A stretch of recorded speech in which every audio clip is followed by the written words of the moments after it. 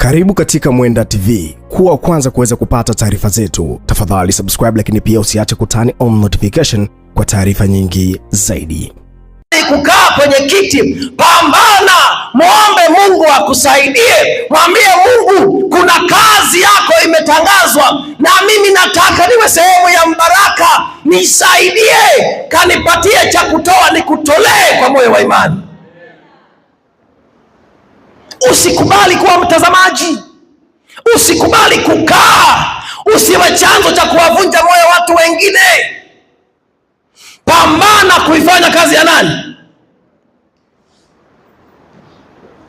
Wakati wa corona, mzee mmoja ambaye tuliamini ana kauchumi kidogo, tunanunua kiwanja cha kanisa, tunaongezea kiwanja cha kanisa. Nikampigia simu yule mzee, tuna ujenzi wa tuna mradi wa kuongezea kiwanja cha nini, cha kanisa, maana kimekuwa kidogo. Tunaomba mtu wa Mungu, angalau wakati Mungu alivyokubariki utushike nini, mkono. Kwa hiyo mzee, nimekuambia tu jiandae, maana huenda nikakutembelea muda si mrefu, angalau na wewe ufahamu kidogo. Mzee akaniambia, mchungaji, hivi hauoni hali tulionayo sasa hivi, kuna corona. Tusitembeleane, mtu wa Mungu, tusitembeleane hadi hali ikae sawa. Bwana Yesu asifiwe. Mani, muda wa corona mlikuwepo? Mani, mlikuwepo? Mchungaji, tusitembeleane maana hali haijafanya nini, haijatulia, ngoja hali ikae sawa. Nikamwambia Mungu, huyu mzee tunaamini kabisa akitia kama mkono tutasogea hapo, lakini amesema tusifanye nini, tusitembeleane. Sasa mzee hatukutembelei, sawa, vipi sasa ngao tushike mkono? Mchungaji, ngoja hali itulie. Ngoja nikutangazie mchana wa leo, hakuna hali itakayotulia. Wewe pambana, fanya kazi ya Mungu hata kama hali haijafanya nini, haijatulia. Wewe wekeza, mwambie Mungu, mimi ninatoa, yaliyobaki utajua. Kwani alisemaje? Msisumbukie mle nini mvae. Bwana Yesu asifiwe. Kamwambia Mungu, ulinionyesha kwa mzee, si amegoma, si ni wa kwako, tunakushukuru. Siku ya kwanza ikapita, siku ya pili ikapita, siku ya tatu usiku, simu ya yule mzee. Bwana Yesu asifiwe. Ngoja nikwambie, ukikataa kumfanyia Mungu kazi ukiwa na afya yako, Mungu atakufanya ufanye hiyo kazi afya ikiwa imeharibika. Bwana Yesu asifiwe. Bwana Yesu asifiwe. Nimewatisha kumbe. Mzee anapiga simu, pastor, muda huo sauti imebadilika, sio ile ninayoijua. Mzee anapiga simu, anakoa, pastor, samahani pastor, naomba uje nyumbani. Kaambia mzee, kwani corona imeisha? Mbea pastor, njoo. Pastor, ninakufa, njoo. Kaambia mzee, tusitembeleane hadi hali ikae. Bwana Yesu asifiwe. Bwana Yesu asifiwe. Pastor, nakuomba pastor, sina msaada mwingine. Pastor, nakuomba. Kaambia mzee, kuna corona, subiri hali ikae sawa, nitakuja. Kana kwa watu, pastor please, pastor, tulia, hali ikae sawa. Kata na simu. Bwana Yesu asifiwe. Kwani ukiwa jeuri, sisi pia ni majeuri vile vile, shida iko wapi? Alafu nikampigia mzee, nikamwambia mzee fulani amenipigia simu, naona hali nini, ni mbaya, twende tukamuone. Bwana Yesu asifiwe. Mzee akasema, pastor, nakuja. Akawasha gari, akanipitia, tukarashi kwa yule mzee. Tunafika tunakuta mzee anakohoa, yupo kwenye kochi hapo, hali ni nini, mbaya.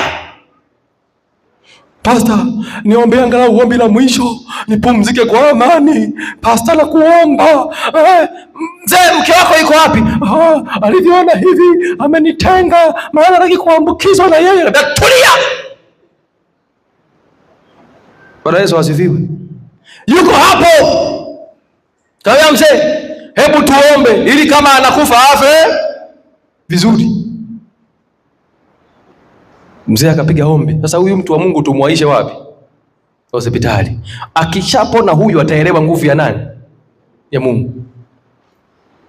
Amefika hospitali, wanampokea, wanamwangalia. Unajua sasa hapa kwa hali alionayo inabidi tumwekee mtungi huyu, maana upumuaji wake hauko sawa. Lakini kwa bahati mbaya hapa mitungi imetuishia hapa, sasa sijui tunafanyaje. Nikaona mzee ananikanyaga kamguu kidogo. Mzee, bibi unioni? Pasta, hawa watu wanasemaga imeisha, lakini ukiwapa hela wanatoa. Bwana Yesu asifiwe. Na kuna madaktari washirikina wako hapa wanatunyemaga mitungi. Bwana wakusaidie, mpone kuanzia leo. Kama mzee, wamesema mitungi imeisha, lakini ukiwapa wanafanya nini? Pasta, rudi pale nyumbani pasta. Kuna kabati kamekaa hivi kushoto, kingine kako chini chini pasta. Kuna kafungua nimeweka pale. Nenda fungua pale pasta, kuna kaela. Kama ya mzee, huyu atakufa tumuwai. Twende tukachukue hela. Bwana Yesu asifiwe. Kimbia pale, chukua funguo, fungua kile draw. Mahela yapo. Nikamwambia mzee wa kanisa, tutoe kabisa ya kiwanja nini? Ukikataa kufanya kazi ya Mungu, Mungu atakutengeneza hadi ufanye.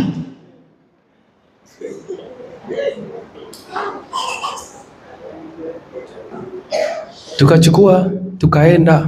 Yule mzee kwa neema ya Mungu akatibiwa, akapona. Bwana Yesu asifiwe. Alipopona kile mali, pasta, na kuomba uje nyumbani. Bwana Yesu asifiwe. Na mimi nikaenda, nina kajeuri, maana nimekuwa Bwana na Mwokozi kwa kipindi hicho. Maana pasipo mimi huenda nimefanya nini? Kajeuri ninako sasa. Mbona mzee, nakuja lakini ratiba yangu imebana sana. Nafikiri nitaweka appointment saa 8. Bwana Yesu asifiwe. Nikaenda, mzee ameweka kitita mezani. Na pasta, uliniambia kuna nataka muongezee kiwanja. Pasta, nimeweka. Bwana Yesu asifiwe. Kazi ya Mungu imeenda haijaenda? Sasa pasta, sikia nikwambie, kuanzia leo, kuanzia nini? Pakiwa na kamchango kanisani kokote, washiriki wachangeke. Ile nayo bakia, ukiona meziliwa, pasta nipigie nini? Bwana Yesu asifiwe. Mimi nikawa na jeuri, nakuja kanisani, jamani, kuna goli la conference limeletwa 300,000. Wanachangia. Shemasi, umefika ngapi? Tumepata 1,200,000. Haina shida. Mzee, ilikuwa 300,000, wamechangia 1,200,000. Pasta anamaliza, sema ubarikiwe. Bwana Yesu asifiwe. Sikia nikwambie, Mungu anaposema ufanye, sio kwamba ameishiwa watu. Anataka na wewe ushiriki baraka hizo. Kazi ya Mungu haiwezi kusema kwa sababu yako. Mungu ana watu wengi, ila anataka na wewe baraka zako zipitishwe hapo. Usikae pembeni, usiwe mtazamaji, usiseme tu amina, na wewe shiriki. Utashangaa baraka za Bwana zikija kwenye maisha yako. Utashangaa. Kwa nini tunafanya kazi ya Mungu? Kwa nini wakati fulani tunatoa fedha zetu tufanye kazi ya Mungu? Kwa nini? Mungu anataka baraka zake zipite kwenye mikono yetu, na sisi pia tunahusika kuwa daraja. Yaani Mungu anajua shule tutajenga. Jamani, shule itajengwa. Jamani, shule itajengwa. Jamani, shule itajengwa. Lakini Mungu anataka kwenye huo ujenzi na wewe ushiriki, ili endelee kukubariki zaidi. Yaani anataka hizo baraka zipitie kwenye mkono wako, sio kwamba ameishiwa watu, ila hizo baraka na wewe uzipate. Sio unakuja hapa, shule yetu tumejenga, ile shule yetu ile, najua shule yetu yatapata Adventist, najua hii shule yetu. Baba, ulitoa shilingi ngapi? Shule yetu ile. Na wewe shiriki kwenye kanini kambaraka. Ngoja nikwambie, hatutoi kwa sababu tunazo nyingi. hata kile kichache nilicho nacho ninakitoa. Kwa nini? Kwa imani. Yule mwanamke alitoa senti ngapi? Jamani, senti ngapi? Alafu Yesu akasema hakuna aliyetoa kuliko nani? Mungu haangalii wingi wa ulicho nacho. Mungu anaangalia moyo, ile ule huiari uliotoa, ile imani uliokuwa nayo wakati unatoa. Hiyo ndiyo itatenda kazi kwenye maisha yako. Kitabu cha Kutoka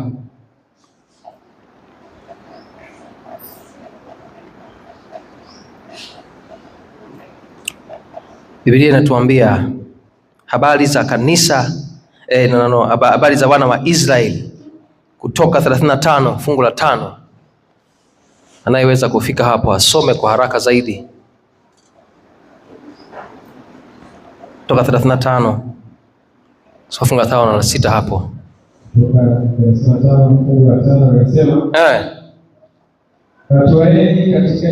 Katoeni kati yenu matoleo kwa Bwana. Katoeni kati yenu matoleo kwa Bwana. Mtu awaye yoyote aliye na moyo wa kupenda ayalete matoleo, dhahabu na fedha na shaba na nyuzi za rangi ya samawi ndio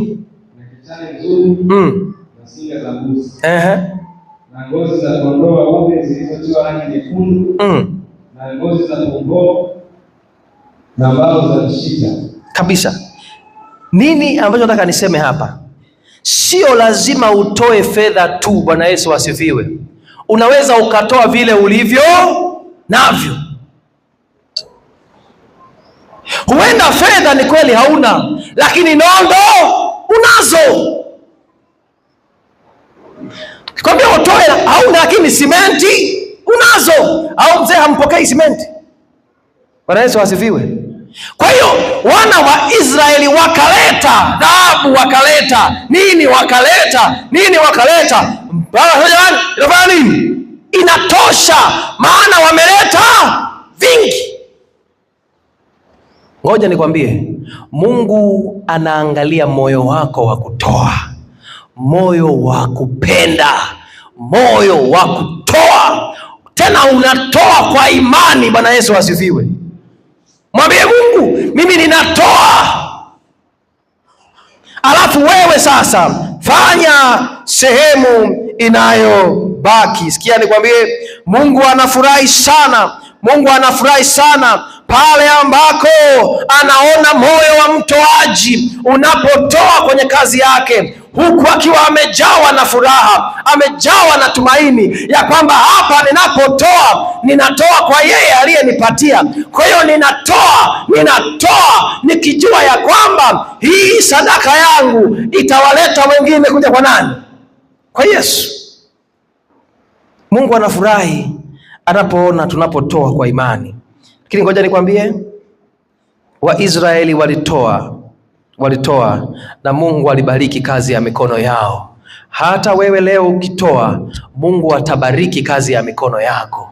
Pale ambako unatoa, Mungu hakuachi vivi hivi. Mungu naye anatenda kwa kadri ya mapenzi yake. Sikia nikwambie, hatutoi ili tubarikiwe, ila kwa kuwa tumebarikiwa tunamtolea Bwana, na Bwana anaendelea kutubariki zaidi. Kutoa kwa ajili ya kazi ya Bwana ni kuonyesha ishara na kumtii Mungu kwenye maisha yetu. Kitabu cha Mithali sura ya 3 fungu la 9.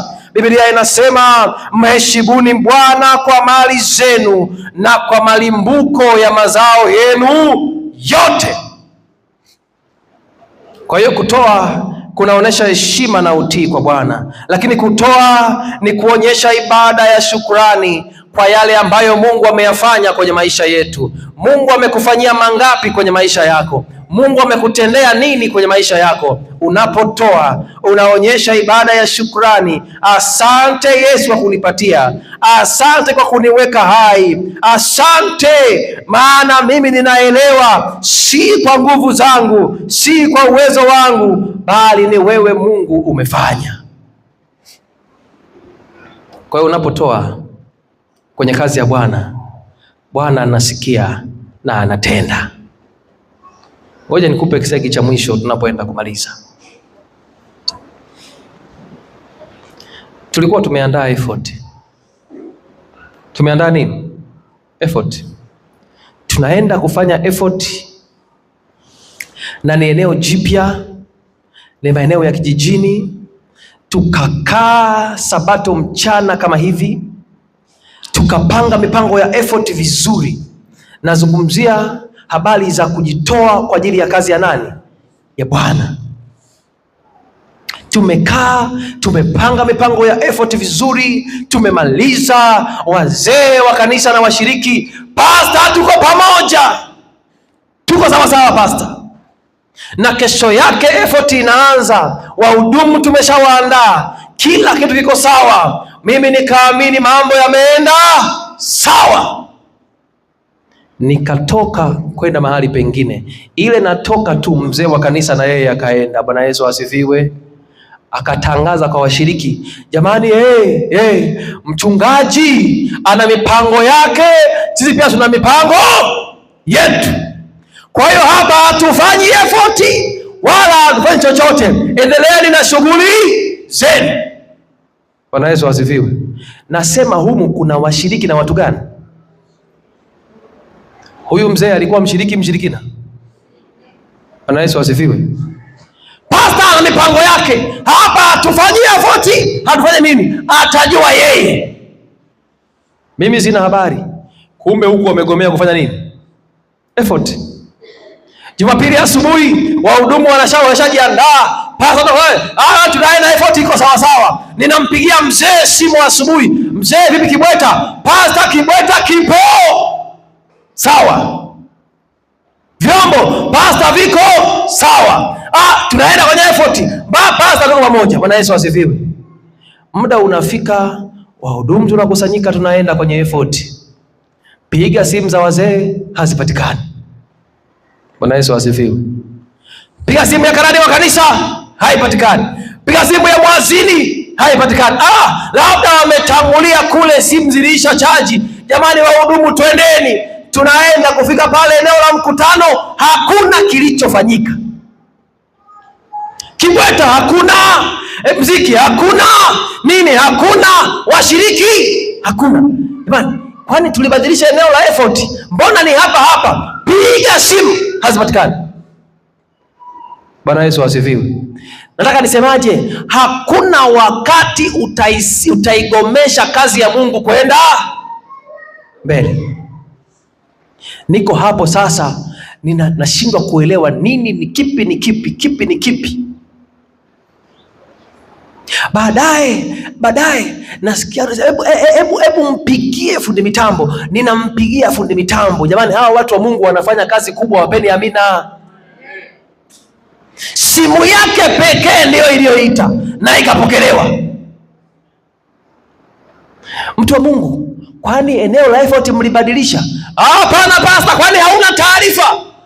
Taarifa gani? Watakwambia tu wazee. Viko wapi vyombo? Vyombo niko navyo hapa pastor, lakini hakuna namna ya kuvileta huko. Maana wazee wamegoma kutoa nini? Hela. Hao wazee uko nao? Hapana. Nikaingiwa na kaujasiri, nikamwambia sikia, nikwambie, tafuta usafiri, beba vyombo, vilete kwenye effort. Bwana Yesu asifiwe. Muda huo mfukoni sina hata shilingi ngapi, nilikuwa na 2,000 tu. Mwenyezi Mungu atusaidie. Lakini nimemwambia tafuta usafiri, ulete nini? Mfukoni na shilingi ngapi? Bwana Yesu asifiwe. Kuna gari itapakia vyombo kwa 2,000. Jamani, kuna gari ipakie kwa 2,000. Na muda huo nimekula suti kama hii. Alafu mfukoni na shilingi ngapi? Kuna wakati unavaa suti lakini mfukoni hauna nini? Bwana Yesu asifiwe. Pata nakuja. Sasa eneo lina majani. Kibweta hakuna, watu wakuwapigia hawapo, amepakana ni mmoja fulani, hebu njoo. Sasa akili inawaza, ninafanyaje hapa? Wahudumu, pastor, au tuienda? Kazi ya Mungu itaenda mbele na Bwana atatupigania, nasi tutanyamaza. Niko hapo, akili inawaza, napiga huku, simu zipo napiga huku. Cha ajabu, walevi wawili wanakuja wanaimba. Bwana Yesu asifiwe. Wanaimba hapo, wewe yokote. Hawa nao wanaokota nini? Kwa hiyo wanapoimba pale, mimi naona kama yokote, yokote. Walevi wako wawili, alafu wanakuja upande tuliopo, mimi na wale wahudumu. Mimi akili yangu inawaza nitafute wapi namna effort ianze leo. Alafu wale jamaa wanakuja pale wanayumba tu. Nini hapa? Hebu tokeni huko bana. Tuko na mambo muhimu sana hapa. Kaeni kwanza huko. Mimi nikaenda pembeni kidogo. Wale wainjilisti ndio wako pale wanaongea, na nasema ninyi ongeeni na pombe, nanyi muonekana mmelewa, tulieni. Mimi nakomaa na kutafuta na effort ianze lini. Wanapoongea kule, mlevi mmoja anakuja upande wangu. Wewe anayumba hivi. Nasema mtume huyu asije akawa amelewa anataka kunipiga hapa nikadhalilika. Anapokuja ananisogelea, wewe una vipi tena? Wewe si mchungaji wewe. Nikasema unanijua kumbe. Wewe mchungaji wewe. Bwana Yesu asifiwe. Ukikataa kazi ya Mungu, Bwana atawaleta hata walevi. Hamjaelewa bado? Ukigoma kufanya kazi ya Mungu Tabata, Bwana ataleta watu watafanya. Mchungaji wewe. Nikasema na mimi kajibu mchungaji ndio. Shida iko wapi? Mnataka mfanye nini hapa? Sasa wewe Levi utanisaidia nini? Hebu tulia. Wewe sewa mnanua kiwanja. Anasema tunataka tufanye effort. Sasa shida nini mchungaji? Kaambia shida hatuna kibweto.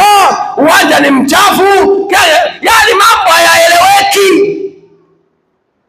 Yule mlevi akaja, shida ni kibweta nini? Pia jukwaa. Shida ni jukwaa. Dakika moja. Na wewe sawa mlevi, uko serious kweli wewe? Pastor, mchungaji. Dakika moja. Na wale wenzake, dakika moja. Nini shida ni nini hapa? Wale walevi wanalewa, wanaanguka chini, wananyanyuka. Hawa kweli jukwaa. Hamjaelewa. Bwana alileta watu wakati sahihi. Ile walipokuwa wanalewa, wanaanguka, wananyanyuka, ndio nyasi zinalala hivyo. Uwanja wa effort unaandaliwa. Semeni amina. Akatoka mmoja akaenda kwa jirani akiwa analewa hivyo. Wimbo wao ni ule. Yokote, nafikiri mnaujua. Wangapi wanajua yokote? Msikilizage. Washirikina wako wengi. Haina shida. Wakaenda hadi kwa jirani. Nikaona ameenda, aliongea nini hatujui. Akatoka na panga. Nikasema hapa nime tayari wakati unaofaa na usiofaa. Ametoka na panga, anayumba. Anaweza twendeni. Mchungaji, dakika moja. Dakika moja nini? Mimi niko busy na komaa kwa wanavuta washiriki. Wanayumba hapo, wakapotelea mtoni. Sijui ilikuwa kuaje. Ngoja nikwambie, baada ya muda mfupi wale walevi wakaja na mianzi. Hivi unaijua mianzi? Mirefu. Wanakuja wanayumba wanaitupa chini pa. Mchungaji, ulisema jukwaa? Anambia ndio mzee. Dakika moja. Unashangaa hiki ni nini? Mrefu mimi akaniambia, wewe mchungaji njoo. Chimba shimo. Mzee mimi ni mchungaji. Chimba shimo. Na suti yangu nikaenda chini na chimba shimo. Bwana Yesu asifiwe. Wale walevi wakachimba, wakasimamisha mianzi, wakaifunga vizuri. Nini kinakosekana? Turubai halipo. Mchungaji, dakika moja. Wakaenda kwa jirani kule wanalimalima nini, akachukua turubai akaleta, wakafunika. Kibweta tunacho hatuna. Bwana Yesu asifiwe. Nini kimebaki? Vyombo. Tunakaa hapo, yule mtu wa vyombo naye amefika na kilikumbu hiki hapa za mtume mkono na buku mbili. Lakini nikavaa sura ya ujasiri, nikaenda pale kwa mwenye kilikumbu. Bwana Yesu asifiwe. Amina. Ongera sana, tumetea vyombo. Amina sana, haya shusha. Lakini mfukoni sina nini. Nasema mtume, ukisikia kudhalilika leo ni leo. Jamaa kabeba zile spika, niko hapo kwa ujasiri, weka pale. Ile nyingine weka kule. Mfukoni nina shingani. Walipokuwa wanaweka, nikaomba, nikamwambia Mungu, kama ni kuaibika mtumishi wako ni leo. Hivi utawezaje kuambia wainjilisti uliowaleta kwamba ni azimeni ka 20,000 nilipe vyombo? Bwana Yesu asifiwe. Nikashangaa tu, ka ujasiri kamekuja, nikaenda pale. Haya wewe kiliku, shingapi kuleta mpaka hapa? Yule jamaa akaniangalia afa akacheka. Ila mchungaji bwana, sema shingapi? Akamwambia mimi ni sadaka yangu kwa Bwana, na mimi nimetoka kwa ajili ya kazi ya nani? Sikia, nilimwambia ubarikiwe na Bwana, alafu nikaenda mbali, asije kageuza mwelekeo. Bwana Yesu asifiwe. Yaani mpaka alivyoondoka nikamwanga sema asante Yesu. Leo umefanya nini? Umetenda.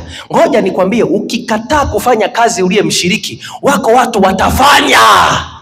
Na kazi ya Mungu itaenda. Sasa mziki umekuja, kibweta wazee wa Iyokote wameshaweka. Fundi mitambo washa mziki. Pastor hatuna umeme. Sasa ya nini umeyaleta? Tafuta waya, weka kule. Umeme hakuna, tunaomba wapi? Jirani zote hazina umeme. Mzee mmoja wa Iyokote, mchungaji, generator, tulia dakika moja. Akaenda kwa jirani. Sijui aliongea naye nini. Jirani anakuja pale, kwanda. Nasikia mnataka generator, ngambia mama tunataka. Mimi ninalo, ngambia ubarikiwe, lakini ina mafuta. Na nini sasa? Generator unalo, mafuta hamna, litatusaidia nini? Moja, tulipokuwa unajua walipokuwa wanaimba wale walevi na nini, watu wengine nao wakawa wanafanya nini?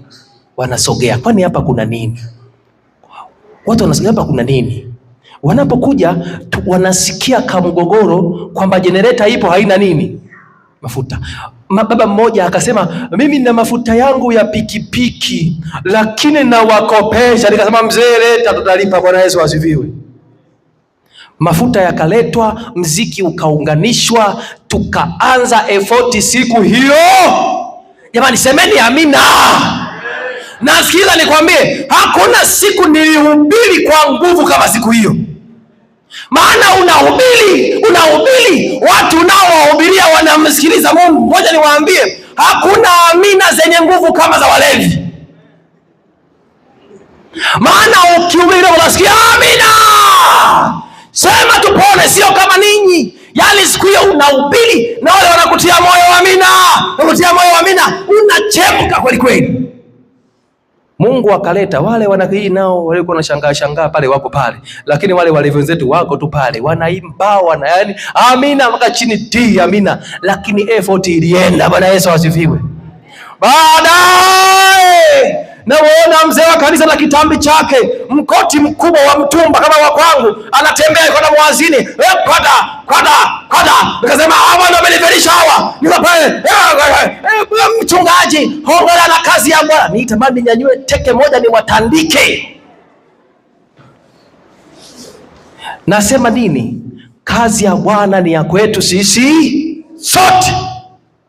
Mungu anapokuita usikubali kuwa mtazamaji. Pambana na wewe ufanye kazi ya nani? Ya Mungu. Utashangaa baraka za Bwana zikitenda kazi kwenye maisha yako. Utashangaa Mungu akifungua njia, mambo yataenda hadi utashangaa. Kwa nini? Haujawahi kuacha kufanya kazi ya nani? Ya Bwana. Alaaniwe afanyaye kazi ya Bwana kwa nini? Kwa ulegevu. Mungu atusaidie. Mungu anisaidie tufanye kazi ya Bwana kwa moyo wa kupenda. Chukua bahasha yako. Chukua bahasha yako. Haijalishi una hela umeweka ama haujaweka. Haijalishi umekuja nayo leo ama haujaja nayo. Tunapoenda kwa Mungu, tunaenda kwa Mungu na moyo wa imani. Wewe chukua, hata kama hauna pesa leo. Wale mashemasi sijui wameenda wapi hivi hao jamani, hao kweli washiriki kweli? Wale mashemasi sijui wako wapi? Chukua bahasha wapatie watu wa Mungu. Wewe chukua bahasha. Hata kama hauna hela leo. Hata kama hauna hela leo, wewe chukua bahasha. Mungu unapoenda kwake, nenda kwa imani. Mwambie Mungu, leo sijaja na hela, lakini bahasha hiyo ulio nayo utapita nayo mbele. Tutaiombea leo. Hiyo bahasha utaenda nayo nyumbani. Mwambie Mungu, nimechukua bahasha hii kwa imani, nipatie cha kutoa. Sabato ijayo Bwana atakupatia cha kuleta. Semeni amina. Chukua bahasha. Wale mashemasi mzee kanisa, bahasha ziko wapi jamani? Kama hawapo mimi nigeni nitatembeza mwenyewe hapa haraka haraka, muda umeshaenda.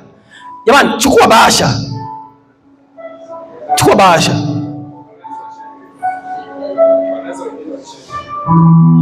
Nani bado hajapata bahasha?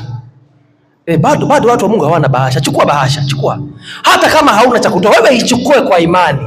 Tunaenda kuwaombea wote waliokuja nazo leo na ambao hawajaja nazo. Wewe njoo nayo ikiwa empty hivyo hivyo. Tunapoomba mwambie Mungu, nataka wiki hii unipatie cha kutoa na mimi nifanye kazi yako. Ni tayari. 2, weka kwa uaminifu. Amekupatia 500, weka kwa uaminifu. Mwambie Mungu, leo sina, lakini napokea bahasha hii. Nataka pokea bahasha. Chukua bahasha. Watu karibuni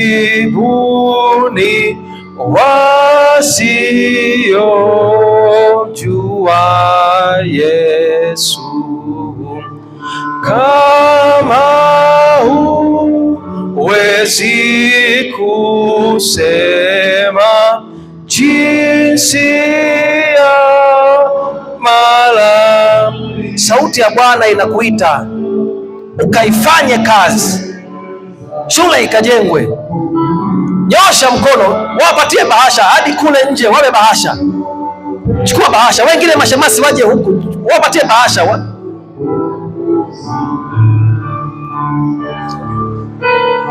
Sauti ya Bwana inapokuita usijishauri mara mbili. Wewe cha kutoa ni kweli hauna, lakini yeye atakupa.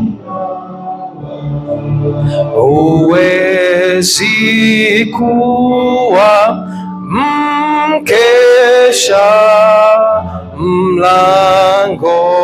mlangoni ukiwatolea watu nafasi ya uzima.